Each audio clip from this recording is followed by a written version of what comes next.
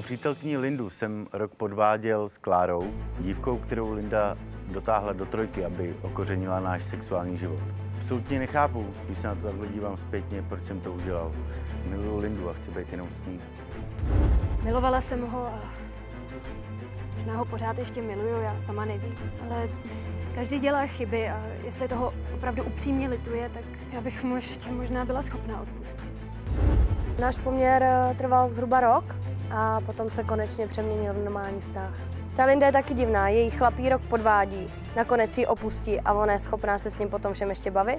No nemůže být normální. Linda by hlavně neměla věřit těm jeho sladkým řečem o tom, jak se dá zase dohromady a bude mít normální vztah. Teda pokud chce mít někdy rodinu.